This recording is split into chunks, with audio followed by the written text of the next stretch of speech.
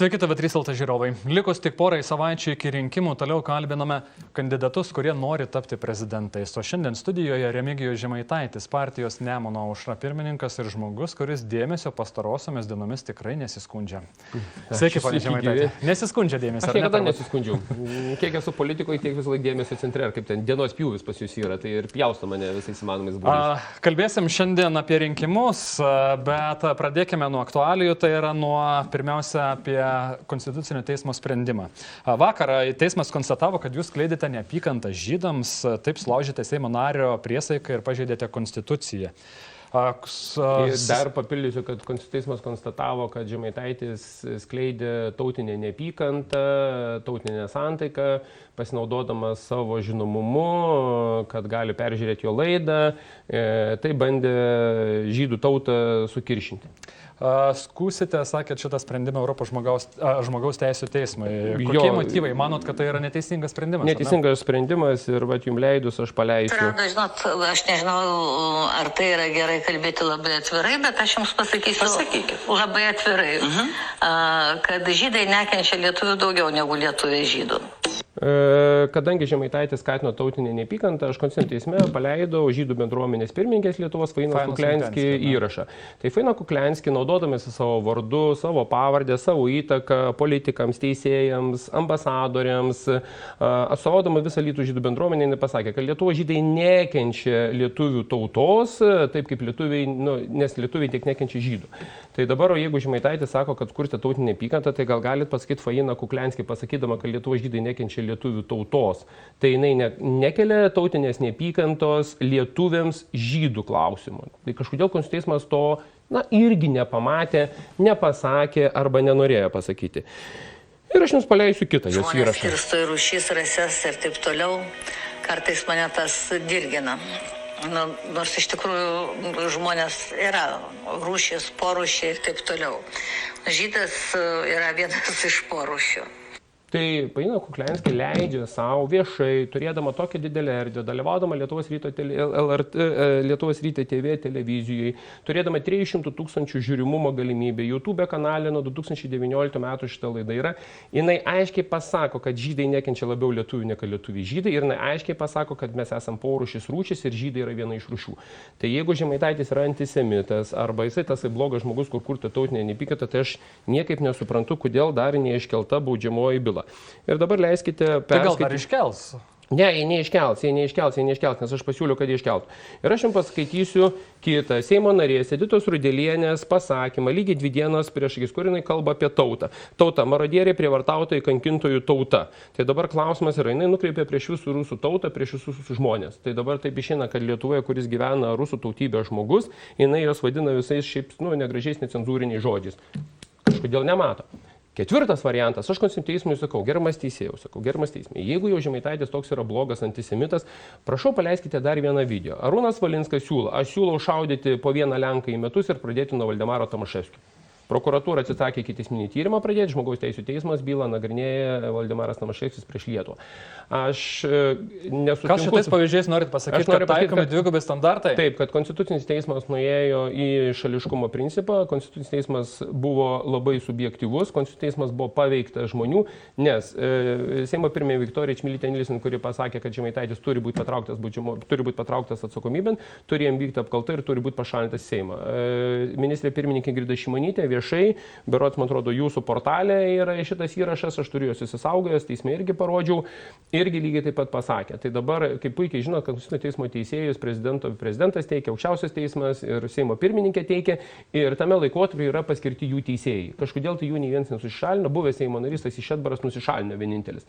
Tai Europai būsim pirma valstybė, kur Seimo narį apkaltos būdu bando pašalinti ne už veiksmus, ne už kyšį, ne už valstybės paslapties atskleidimą, ne dar kažką tai, bet už kalbėjimą, kurie yra paremti faktais, informacija, kuri buvo pateikta ne mano, o prieš tai tų pačių žmonių, kuriuo aš esu kaltinamas. Tai žmogaus teisų prasme šita byla bus įdomi, plus Konstitucinis teismas savo sprendime nepasisako dėl neteisų sudarytos komisijos. Konstitucinis teismas pasako, kad jie netyria ir nedalizuoja dėl komisijos sudarimo teisėtumo. Tai Na gerai, bet šitas teismo sprendimas jums kaip ir naudingas politinė prasme, nes Jis nėra naudingas. Būsit nukryžiuotas konstitucinio teismo ir politinių oponentų. Jo, bet aš galiu pasakyti, jis ir nėra naudingas visuomenės prasme, nes dabar visuomenė, jeigu dar buvo pusiau mažiau taip, taika, tai dabar įsiaudrinimas kyla milžiniškas, nes reiškia politikus, nesvarbu ar Žemaitaitis, ar Petraitis, ar nesvarbu, bus galima persikioti už jo kalbas, bus galima bausti už jo nuomonę arba poziciją. Tai yra, kas nėra, protų nesuvokimas. Lenkijoje parlamento narys minorą sudegino, gavo baudą 100 zlotų ir tom pasibaigė. Pasižiūrėkite Airijoje, pažiūrėkite Anglijoje, kas vyksta, United Kingdom ir kitur. Bet ką aš noriu pasakyti, Žemaitaitis pasakė, kad Palestinoje gyvuliai Izraelio susprogdino ir sugriojo mokyklas ir skerdžia žmonės. Ir pasirodo, Žemaitaitis po metus teisus, nes šiais metais, šią savaitę, Europos institucijos pritaikė tiem asmenims sankcijas, kurie Gazos ruože okupuoja teritorijas, renka paramą ir panašiai. Ir negana to, antradienį ir Amerika tą patį padarė. Tik jūs man atsakykit, kodėl jūs, kiti informavimo priemonės apie tai nerašote? Kodėl nerašote, kad sankcijos Izraelio piliečiams pritaikytos dėl Gazos ruožo, pastovių žmonių persekiojimo, terorizavimo, civilinių objektų griovimo ir teritorijų žymimo? Nežinau, kaip kitos žiniasklaidos priemonės, TV3 LT tikrai buvo. Bet žiūrėkit, ką aš noriu. LRT, kur turi būti nepriklausoma valstybinė televizija ir turi parodyti visus pjūvius, ar ten politikai, kažkodėl tai to nedaro. Gerai, bet gerbiamas Remigijau, ar jums nesigaili to, kad tą, ką parašėt, ar prikalbėjot apie žydus? Žiūrėkit, aš dar kartą kalbu, aš nekalbėjau apie žydus kaip tautą, aš kalbėjau apie Izraelio gyvulius, kurie toliau žudo Palestinoje vaikų. Aš tik noriu pasakyti, kad Palestinoje šiuo metu yra nužudyta 34 000 žmonių, iš jų 15 000 vaikų ir kūdikių. Man didesnio gyvulio už Izraelio ir Rusiją šiandieną Putino aš nebeturiu. Ir mes turime suvokti, kad šiandien turim Izraelį ir šiandien turime Rusiją, ne? Tai klausimas yra, kažkodėl mes kaltinam visą rusų tautą, kad Putinas gyvulys, bet kai pasakai, kad gerbiami žydai susitvarkykit su Benjaminu Netanjahu Izraeliu, tai sako, ne, mes maždaug čia nepričiom, jūs mūsų nekaltinkit. Tai palaukit, sakau, tai kai jūs netautas atsakau. Tai jeigu jūs tauta, jūs jį išrinkote tiesiogiai, tai jūs irgi kelkite atsakomybę. Du tokie patys gyvuliai, du gyvuliai. Ir dar kas įdomiausiai, kad pilietybę gavęs išimties tvarka Lipčisas Lietuvoje, jisai Facebook'e pasako, jau užduoda klausimą, o kiek nužudėjai tu, tai o kiek tu vaikų nužudėjai, tai kiek tų mažų bjaurybių aš turiu nužudyti. Ir jisai sako, jiegi vis dėlto ne žmonės, jie yra tik tais driežai. Ir šitas žmogus gauna Lietuvos pilietybę. Faina Kuklianski iš Nausėdos gauna valstybinį apdovanojimą, prieš tai pasakius, kad Lietuvos žydai nekenčia lietuvių labiau negu lietuvių žydų. Aš būdamas prezidentu, Fainas Kuklianski mano prezidentūrai kojos nebūtų įkelta. Na gerai, baigime apie žydų temą, šnekėkime apie jūs, nes tema skirta yra ne tik tai apie šitą klausimą jūsų, bet ir apie tai, kaip jūs esate kandidatas į prezidentus. Bet sakykite, Pone Žemaitaiti, jums liežuvis dažnai pridaro, ar ne, bėdų? Paskutiniu metu sumokėjote baudą Andriui Tapinui. Ukrainai sumokėjau. Ukrainai nemeluokite. Tiesa, paaukos. Man pasakė, jeigu pralaimėsiu, atiduosiu Ukrainai. Tai sakau, gerai, pralaimėjau, atiduok Ukrainai visus. Porą bylų berot čia neseniai. Tai kas dabar čia dabar? Bet dėl vardant Ukrainos viską padariau. Matot, koks žmogus. Landsbergis net nesugeba kapeikos į savo kišenę išduoti. Aš Žemaitaitis sugebėjo 6 000. Suvaldysit savo liežuvį, jeigu busit prezidentu. Žiūrėkit, savo būdą. Jūs sakėt, kas esat, Viesulas? Uraganas. Uraganas. Kiek metų mane žinot, ar savivaldybėje, ar teisme, ar bet kur kitur, aš turėjau savo poziciją, savo charakterį ir aš tą įsilaikysiu. Yra baisiausia tai, kad mes Lietuva pradedam persekioti politikus už jų kalbą. Va čia tai yra pats baisiausias dalykas. Aš tai čia dar, žiūrėkit, dabar to jo Valkiūną pradės tampyti. Bet įstatymai žaidinėti, pažeisti nereikėtų. Taip, aš dar kartą sakau, aš laikausi ir toliau savo nuomonės, aš pateikiau nuomonę, o ne informaciją. Jeigu teismas sako, kad tai yra nuomonė, aš teismo sprendimą turiu vykdyti. Mano nuomonė yra kitokia, bet aš ją turiu vykdyti. Viskas. Supraskit, aš esu pats teisininkas, aš suprantu, ką aš turiu daryti. Bet nuomonę aš turiu. Ir aš tada duodu klausimą, kodėl vieniems leidžiama, kitiems neleidžiama tas dvigubų standartų. Man atsakykit paprastą dalyką. Kodėl galima, kodėl ne. Ir jums lygiai tas pats Sacharuko byloje. Jisai laimi žmogaus teisų teismo bylą, vietoj to, kad šiandieną į Lietuvą visą savaitę apie tai kalbėtų, Sacharuką kviestų į studijas ir sakytų, nagi tu buvai teisus, Žemaitaitis buvo 16 metais teisus dėl Sacharuko bylos, kai sakė. Bet visas spauda tyli, niekam nebeįdomus Sacharukas. Reiškia, reikėjo praeiti 7-9 metus, kad žmogus laimėtų ir rodo savo tiesą. Tai ir mano atveju, kreipsiu žmogaus teisų teismą, praeis 5-6 metai, tai vietoj, bet būsiu aš politikoje, toliau Seime sėdėsiu, toliau erzinsiu šios, aš būsiu. Bet esmė yra tai, kad laike visą tai nunyksta, laike tai pasislėpia, apdulkyje. Gerai, bet kai kartais tenka pašnekėti su politikais, kai rinkausi informaciją apie jūs, politikai sako, šiaip Remigijus Žemaitaitis buvo labai toks perspektyvus politikas, kai pradėjo karjerą politinę, tačiau, sako, po to kažkas jam atsitiko, pradėjo radikalėti. Atrodo, aš pasakysiu, dėl ko radikalėti. Mano radikalėjimas pasireiškė 2021 metų balandžio mėnesį. Aš pradėjau pats susifiksuoti ir pasakysiu dėl ko. Man buvo pats baisiausias dalykas, kai šimininkė pasakė, nu ką jūs Avinai, įsirinkote, po 4 metų galėsite įsirinkti. O, galvoju, čia tai Eltonas Džonas pasakė. Ir reiškia, šitas žmogus leidžia savo stovėti aukščiau visų ir nurodinėti. Va tada Žemaitaitis niekiek suradikalėjo, bet kai paklausė, taip ir atsakymą gauna. Paklausė tokį atsakymą, tokį ir gauna. Paklausė, tokį ir gauna. Bet jums konservatoriai, jums kaip raudona marška, ar ne? Ne marška, ne, aš konservatoriai, žiūrėkit, tą patį aš Rakutį užstoju. Vargšas Rakutis irgi nuo tų pačių žydų nukentėjo, kad pasakė dėl holokausto. Išbildino lauk iš tų minėjimo tų dienų į komisijos pirmininkų ir pastatė Paulę Kuzmickienę. Ką jūs pamiršot? Aš labai gerai pamiršau. Jis nieko, jis kaip istorikas pasakė. Jis pasakė faktą. Išbildino į lauk. Dabar vargšas Rakutis jūsų laidoje vėl prisišnekėjo, čia kaip ir Žemaitaitis solidi liežuvį, tai tas jau praplikęs plaukai apžėlė, kaip pas tą Mauserį iš dviračio žinių, žinai, ką jisai sako, kad moteris turi gimdyti.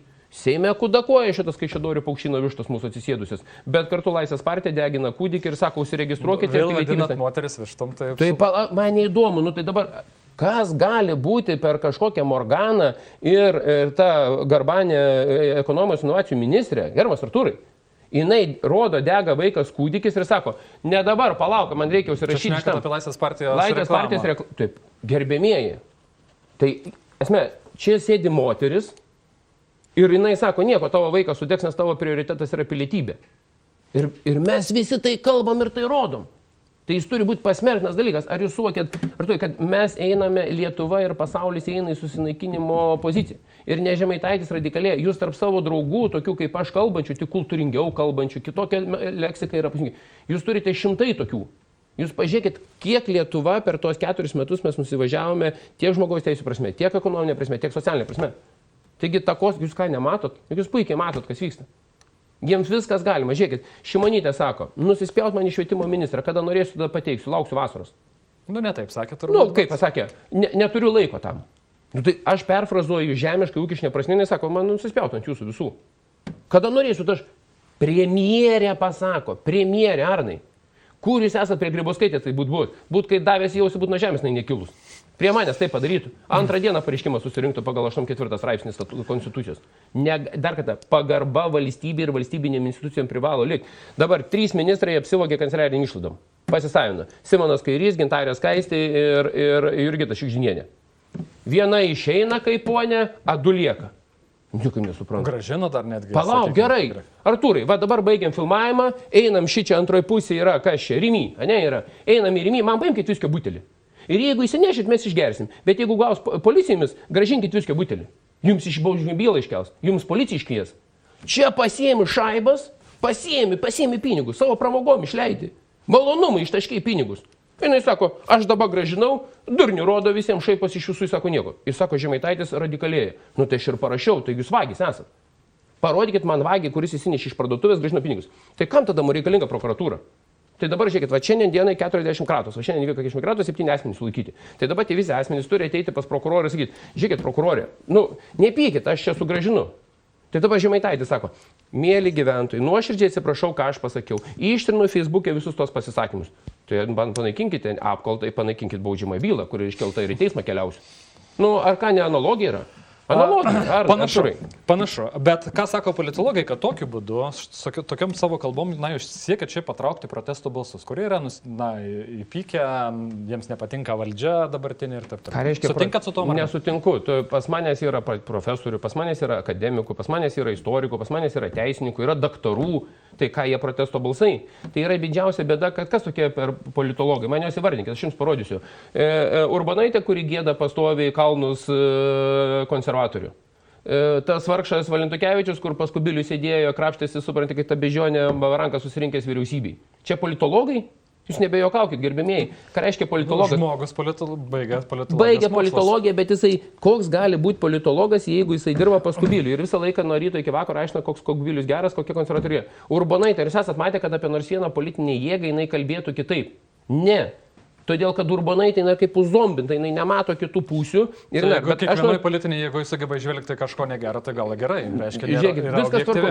Tai jeigu būna objektyvumas, bet dabar jūs man pasakykit, kas politologui leidžia pasakyti, kad mužikai balsuoja už Vėgėlę, mužikai balsuoja už Žemaitaitį, mužikai balsuoja už Vaitkų.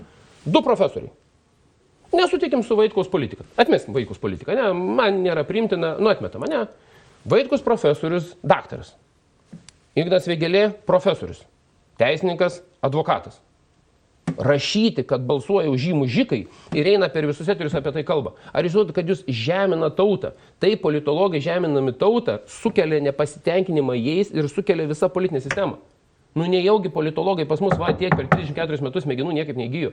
Kad tu žmogų švies, tu žmogų aiškink, tu sakyk, bet nežemink tu politiką. Tu nežemink pačią kaip politiką instituciją. Kas dabar iš tų Seimo narių, kaip jie žemina? Per daug šnekam apie kitus, apie jūs pašnekėkim. Kodėl laikot save uragano politikoje? Ne tik politikoje, kaip suprantu, sakėt, ir gyvenime. Ir gyvenime esu toks, ir žmona su manim turi ką veikti visą gyvenimą 16-15, kiek čia metų su manim yra? 15 metų. Tai 16 bus. Tai aš esu tas žmogus, kuris, man nepatinka asmens sistema, man nepatinka, kad žmogus turi būti statytas į vartokus. Man nepatinka šitas dalykas, aš niekaip negaliu suvokti, kad žmogus negali laisvai kalbėti, žmogus negali laisvai rašyti, žmogus negali, tarkim, netgi tą pačią minties ir laisvės teisę, jis negali. Prie Seimo tai žmonės papiketuoti. Buvo ir marginalų, sutinku, buvo, aš nesiginčiu. Kam juos lupti reikia, kam su tom patraukom šaudyti reikia, kam dabar tos baudžiamosiom bylom jie čia visus tampyti, kam? Bet jeigu pas Lukašenką žmogus piketuoja, mes jį glostom. Jeigu Maidane Ukrainoje jau piketuoja prieš Janukovičių, mes jį glostom. Bet jeigu prieš mūsų valdžią yra vatnikai, ūkininkai atvažiavo, sako, čia yra Kremliaus užsakyti. Sėdžiu, niekaip nesuprantu. Kad negirdėjau taip, kad apie ūkininkus taip šnekėtų. O apie ūkininkus pasakė, kad, aš pacituosiu, vienas iš jūsų apžvalgininkų, kur pas jūsų irgi čia laidoje sėdėdavo, ne vieną kartą jis pasakė, kai buvo prašyta, Lietuva tavo kaimas miršta, nenoriu vardinti, nes buvo viena iš mano technikos užrašyta. Jis parašė po to ačiū Dievui, nors viena gera naujiena šiandieną. Ir čia žvaigždė televizijos, influenceris, kuris sėdi pas jūs irgi studijoje, dabar jau nebesėdi. LRT irgi sėdė, žinių radijas sėdė ir išmetė už ką. Šnekate apie kitus, apie jūs pašnekėti. Aš dėl ką ir noriu pasakyti, tai aš ir savo apie kalbu, kad mano bent jau pozicija, leiskim laisvai galų gale gyventi. Jeigu įsivadavom iš Tarybų Sąjungos ir mes aiškinom, kad 34 metai esame nepriklausomai valstybei, mes viską baudžiam atsakomybę. Jūs pažiūrėkit, Seimas nėra plenarinio posėdžio, kad nesvartytum baudžiamojo kodekso, BPK nenagrinėtumėm, CPK nenagrinėtumėm arba nenagrinėtumėm nusižengimų kodeksų. Aš sėdžiu, klausykit, nuo proto nušokat. Už viską baus. Automobilius ir tas Gentvilas su nosim landžioje po tos glušus ir tikrina. Tai jeigu tu gavai technikinę apžiūrą, tu gavai. Kokį tu nakrin velnę ten kišyti automobilį? Dar nepradėjo, dar tik tai vienas berods reidas. Taip, kai gavo į bliuską, visi Seimo nariai sukilo, dabar užregistruotas pasiūlymas, kad to nebūtų, jisai apsitraukė jų. Tai aš nesu tas ir dėl dujų lygiai taip pat. Dėl naftos komunalinių dujų. Kas sukėlė šitą visą vajų Lietuvoje? Aš buvau pats pirmasis, kuris praeitais metais rugpjūčio mėnesį pradėjau kelti. Negali būti pasaulyje akcizas pats didžiausias ir mes sakom, kad taikom Rusijams sankcijus. Artūrai, aš nebuvau ir nebūsiu. Jeigu aš sakau, kad Amerika yra melagiai ir Amerikos bidonas yra nesažininkas prezidentas, jis yra nesažininkas ir aš dedu faktus. Nes jis yra nesažininkas, jeigu mes pritaikėme visą ES sankciją, mes nusprendžiame taikyti sankcijų Rusijai, jisai tyliai naktį įsikviečia 22 metų Liepos 3 dieną iždo departamento vadovę savo ir jai sako, kad išleisti įsakymą nebetaikyti rusiškom trąšom ir žemės ūkio technikai sankcijas. Ir nuo 22 metų po 4 mėnesių Rusijos okupacijos Ukrainos, Rusija ir Amerika toliau trąšom prekiauja. Aš aiškiai pasakiau, kad nes Rusija negali ginti. Kai aš pasižiūrėjau Kazakstano, Tadžikistano ir Kazakstano importus, eksportus ir pažiūrėjau, kokios prekės judi, aš sausio mėnesį pirmas parašiau, gerbiamas mūsų Lietuvos saugumas, fiksuokite, kokios amerikietiškos dalis keliauja į Kazakstaną ir iš Kazakstano į Rusiją. Nes srautai tai yra matomi. Kas buvo teisus? Aš praėję 5 mėnesiai, sako, 70% Rusijos karo technikai randama technologijos yra Amerikos. Tai yra, aš ir būsiu tas. Patikėk manim, pas manęs ministrai, jeigu aš būsiu prezidentas, kiekvieną savaitę sėdės prie staliukų. Ir bus gamybiniai taip, kaip Vilniuje buvo, kai dirbau savivaldybėje. Jeigu prisiminėte, aš buvau tas, kuris atidroždavo dar ne taip departamento direktorius. Todėl, kad prezidentas, jis turi žinoti, kas valstybė vyksta. Ministro vadovas yra premjeras, ne prezidentas. Skaitykit Konstitucijos 64 straipsnį. Prezidentas tvirtina ministrus. Reiškia, prezidentas nešia atsakomybę už ministro pakeitimą. Lietuvoje buvo 2 prezidentai, kurie mokėjo skaityti Konstituciją. Tai buvo Brazauskas ir galiu pasakyti Grybauskaitė. Ką jinai darė, galim ginčytis, nesiginčyti, sutik, nesutik, bet bent jau jinai ministrus įsikviesdavo ir duodavo ataskaitą. Kada paskutinį kartą matėte, Gitanas Nausėda sutiko su Ingrida Šimonytė? Ūkio klausimais. Nežinau, kokia aš, bet buvau ne per seniausiai. Ne, kai sprendė Anušausko reikaliukus, nes Anušauskas prasižiojo per daug apie korupciją Krašto apsaugos ministerijai, apie Semeškos marčios įdarbinimus, apie viešuosius pirkimus, statybus. Paskutinį kartą, mano žiniomis, jie buvo praeitais metais spalio mėnesį. Gerai, laiko neturim tiek daug, bet dar apie jūs. Visą laiką šnekat apie tai, kad nesate įsikibęs jokių politinių postų, bet politikoje kaip dalyvaujate, taip dalyvaujate. Nors žmona, kaip pats sakėt, neleidžia. Tai kodėl į tą politiką einat? Žinok, patinka, turiu kaip hobį. Aš savo galiu leisti joje būti. Man yra kaip hobis. Kitiem pragyvenimą, supratai, eina ten vargšai žiūri, žinai, ten kompiuterių, žinai, koks Sergejus Jovaišas nedaėdė, žinai, supranti. Sergejus konservatorius, krepšininkas, etikos procedūrų komisijos. Nu, kokio tu mulkio tu turi būti? Per 4 metus 5 telefonus įsinešti. Ubagė, 5 telefonus. Kitas Seimo narys, būdamas Seimo narių etikos procedūrų komisijos, nusiperka kompiuterių už 12 000. Memoaram rašyti. Pažiūri, kas tas kompiuteris, AIBIT vaikams žaidimai išskirti, žinai. Tai čia Seimo narys, mulkis, o ne Seimo narys. Tai va čia ir yra moralės klausimas. Ko tu eini? Aš išleidžiu mašinam ir kūrui, bet aš pažiūrėkit, jūs puikiai matote, aš po visą Lietuvą važinėjus nuo ryto iki vakaro. Nes man įdomu, man tas darbas patinka, aš galiu sau leisti. Kai negalėsiu sau leisti, aš išeisiu vėl atgal savo gyvenimą. Dabar geriau aš savo esu sakė šeimai. Kiek galiu leisti finansų savo šitam hobiui. Viskas. Neturiu meilužių, man yra gerai. Jeigu turėčiau su meilužiam, biški brangiau man viskas kainuotų. Nu, tai va. Landsbergį daug brangiau viskas kas kainuoja. Gerai. Keletas klausimų, kurie jūs kaip jūsų pažiūras atskleistų arba sprendimai, kokie būtų priimti, jeigu būtumėt prezidentu. Pavyzdys, okay. Turbūt vienas svarbiausių klausimų dabar šiuo metu yra šalies gynyba. Diskutuojama daug yra valdžios viršūnėse apie tai, kiek pinigų reikėtų skirti, iš kur jų paimti ir taip toliau. Kiek skirtumėt procentų nuo BVP krašto gynybai? Kai buvęs NATO delegacijos vadovas, nuo 2 iki 2,5 ir daugiau nereikia. Kodėl? Nes dabar šnekama, kad bent jau 3 arba 4 procentai. Nereikia, yra taškomi pinigai ir Anušauskas labai daug yra tarp eilučių pasakęs apie korupcinius dalykus, apie viešuosius pirkimus. Aš jums netgi paprastą dalyką parodysiu. Aš dabar tikrinau vienos gydymo įstaigos pirkimą medicinos aparatūros. Žinote, ir Dundulis, kaip žinote, įrenginėja. Pas jūs irgi laidoje dažnai ateina jisai. Tai Dundulis irgi sveikatos centrą labai didelį atidarinėja Vilniuje. Tai ir jo pažiūrėjau. Žinokit, ant vieno aparato beveik 600 000 pigiau. Jis nuperka 600 000 pigiau, negu kad nuperka valstybinį gydymo įstaigą. Tai Krašto apsaugos ministerijoje, kada aš žinau, kokios statybos įmonėlės dalyvauja, kokios pažymos Pilaitės gatvėje išduoda, kad tik tais ta įmonė gali konkrečiai dalyvauti, tada kažkaip tai atsiranda ta MG Bolt byla tokia įdomi, suprantate, atsiranda tie politikai, tada atsiranda statybų įmonė, tada ta statybų įmonė viską laimi Krašto apsaugos ministerijai ir tu tada supranti, kad kažkaip tie pinigai ten labai stabiai plečiasi. Kažkaip tai tik 2-3 įmonės maitinimą teikia, viena įmonė tik batus daro. Nu, žiūrėkit, Artūrai, nesu aš durnius, aš noriu paprastą dalyką, aš būdamas prezidentu paklausti. O kodėl mes neperkam kartu su Latvija, Lenkija ir Lietuva? Kodėl mes neperkam? Ryšio sistemos, racijų, kodėl mes neperkam? Davai padarom vieną bendrą pirkimą. Visokiausiai yra kilęs tas klausimas seniai ir ne tik... Nenori, nes kyšiai yra. Artūrai, kyšiai. Dar kad aš lašinu, atėjai čia susitari. Dažniausiai sakoma, kad negali, nes viena šalis nori to, kita nori to. Ir neišeina suderinti intereso.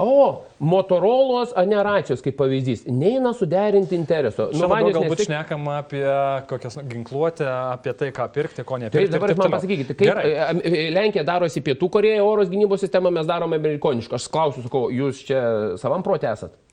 Tai jeigu Lenkai perka, Lenkai yra pagrindinis mūsų strateginis partneris, nors Šimonytė pasakė, kad Lenkai negins mūsų, tai po to čia prezidentas aiškinosi 3 dienas atvažiavęs, kad tai Šimonytė su galva negerai yra ir kad mes ginsime, ne? Tai mes gal su Lenkais kalbamės, kodėl neperkam iš Pietų Korėjos oro gynybos sistemos.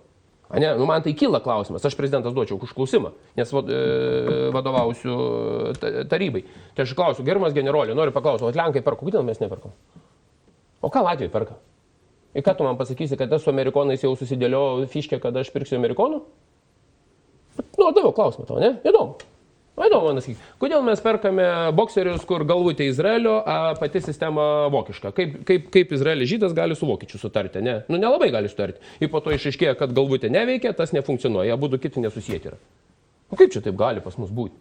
Jeigu pasiskaitytumėte, Artūrai, kiek yra viešuosius pirkimus krašto apsaugos ministerijai, praktiškai va taip, per tokius, neapčiuopiamus, nepatikrintamus projektus ištaškoma pinigų, viešpatėlė, jūs duokit 1% ir va taip kariuomenė užteks. Aš manau, kad reiktų daugiau, nes mūsų kariuomenė buvo nemažai nustekenta. Gerai, supratau. Buvo daug. O kas nustekeno? Gerai, bet mes... Žinom, kur puikiausiai 8-12 metais. Įvardink pavardę. Nežinau. Kas tokia buvo krašto apsaugos ministerija? Rasa Juknevičienė. O kas jūs buvo dešinioji ranka?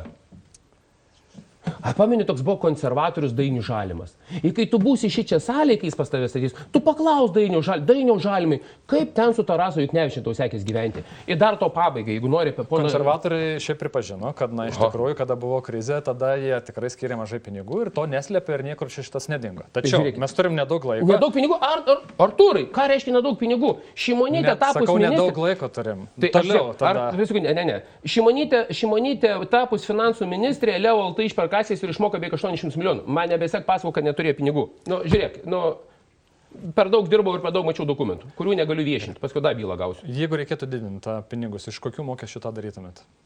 Iš dabartinių visą tai, kas yra krašto apsaugos ministerijai, centralizuočiau tai, kas šiandien yra viešieji pirkimai ir tai, kai ištaškomi ir tų pinigų pilnai užtenka. Aš dar kartą pasakau. Sveikatos sistemoje lygiai taip pat užtenka pinigų. Mes turim susimažinti sveikatos draudimą ir prezidentas su Dulkiu jau senai turėjo šnekėti apie sveikatos draudimo rezervą 12%, o ne 16,5% kaip dabar. Kodėl sakot, kad NATO karių, kitų valstybių, čia NATO sąjungininkų karių užtenka tiek, kiek yra, arba kiek planuoja būti, jeigu atvyktų brigada? Labai dėl paprasto dalyko. Niekas taip valstybės negina, kaip gina pilietis. Ir tai įrodė man yra nuoširdus didelis pagarba Ukrainos savanoriams. Bet, kuo daugiau užsienio valstybių čia karių, tuo mums turėtų būti saugiau. Jo, viskas tvarkoja, bet užsienietis niekada negins kaip savo valstybės, kaip gina pilietis. Aš niekada neginu, jeigu aš gyvenu Ispanijai, tu žinokit, man dabar būtų karas Ispanijai, sakyčiau, žmona, nugriauna tą mūsų, trobą važiuojam iš Šilau brolį paskambinus. Kam ten ginti? Bet yra įsipareigojimai, yra... Ne, Artūrai, širdis. Jeigu tu turi širdį, tu viską atiduosi, tu eisi. Ukrainos yra pavyzdys. Jeigu ne partizaninis karas, Ukraina būtų sulyginta su žemės paviršiu. Visas elitas, prokurorų, teisėjų, politikų, vaikai, mulkiai, kur išbėgo? Į užsienius. Pažiūrėkit Vilnius su kokiais žipais važinės. Pažiūrėkit, kaip Nicui gyvena. Mano kaimynai, aš pasižiūriu, kaip Ispanija gyvena. Bentley stovi po 4-5 milijonus vilos susipirkė stovi. Apie ką jūs šešnekat? Visas tas elitas pabėgo. Zelenskis turi juos visus surinčinėn. Visus. Tie, kurie vengia mobilizacijos, yra paprasta dalyka. Va šito elito vaikų. Ne eilinių paprastų. Prokurorų, teisėjų, politikų, tarybos narių, gubernatorių narių. Ką aš pasižiūriu, kas yra gimę, kur yra į Interpolą kaip paieškomus asmenys. Atvažiavai į Ispaniją į ligoninę, paieškomas, užsubinės įvažiuok kariauti, užsubinės įvažiuok kariauti.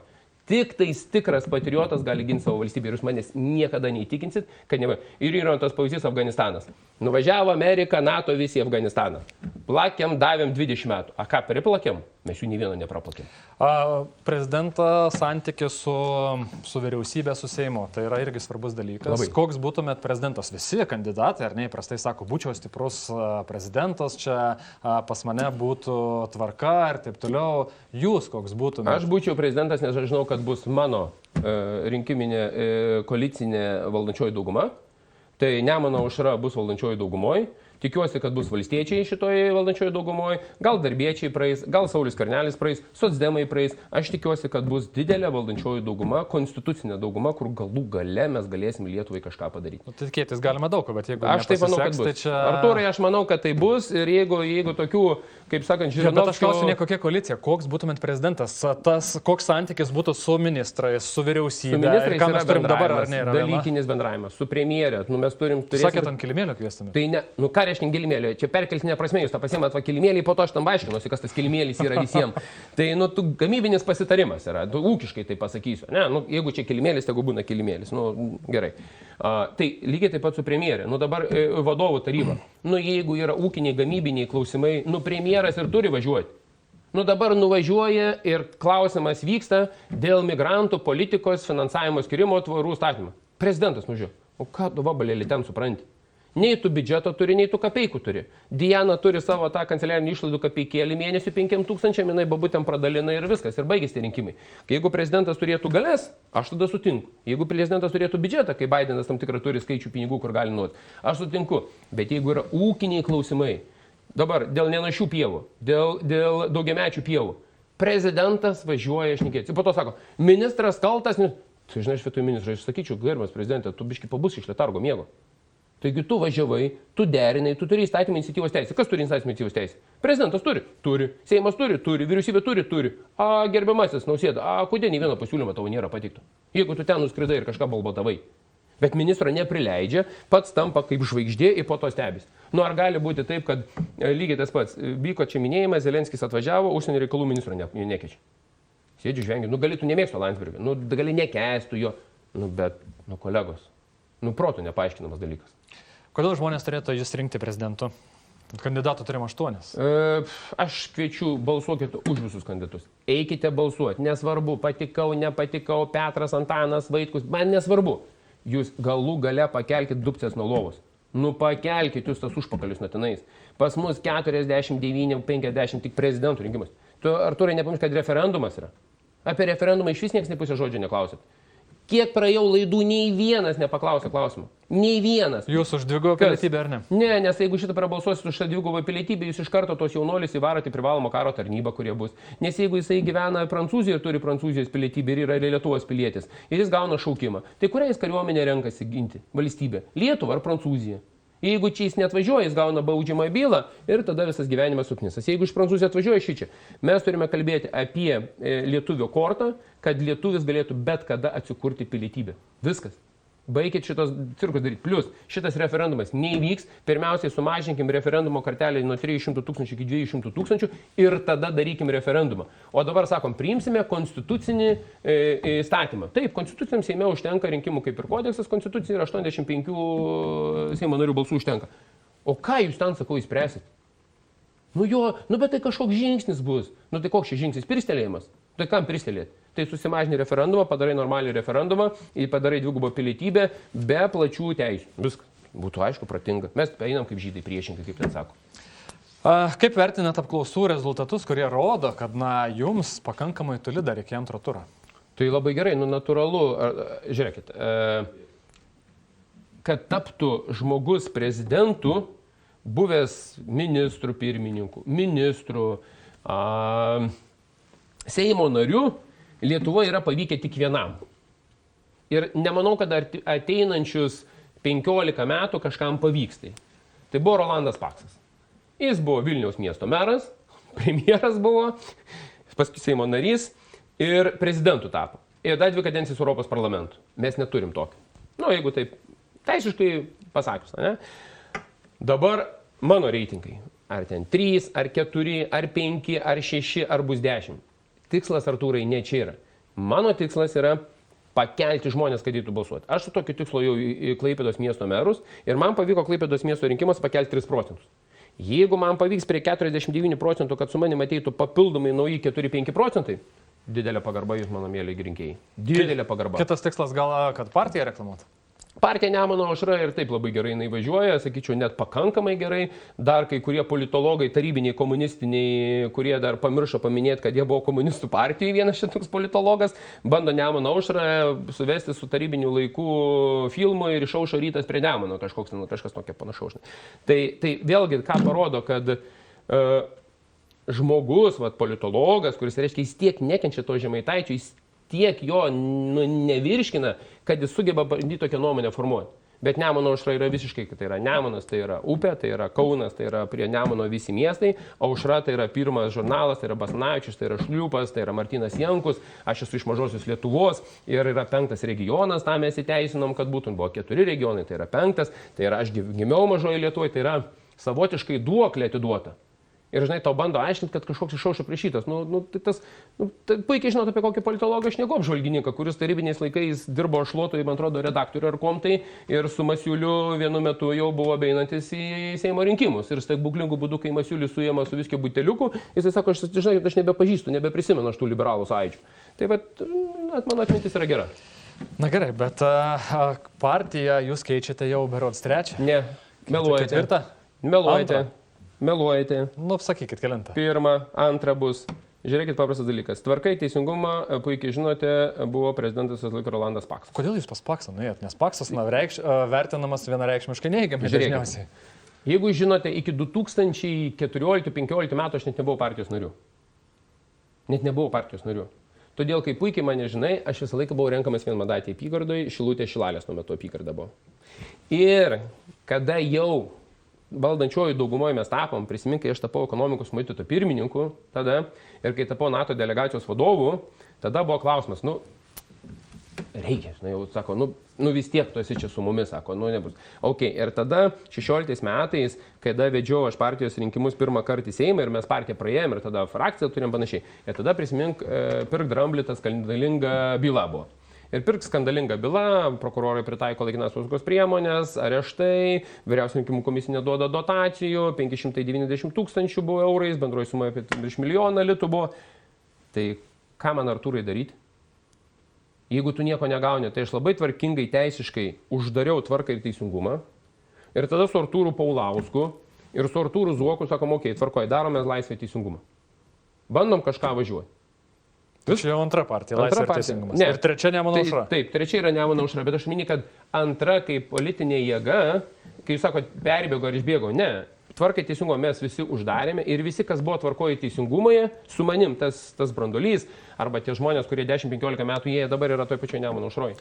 Paskutinis trumpas klausimas. Ko tikitės iš prezidento rinkimų, kokio rezultato? Aš, kaip čia pasakyti, tikiuosi, kad bus antras turas, tikiuosi kad žmonės masiškai eis į rinkimus. Masiškai. Na gerai, tikėkime taip ir bus. Ačiū Jums. Ačiū Jums. Dėkui Jums žiūrovai išdėmesi. Iki pasimatymo.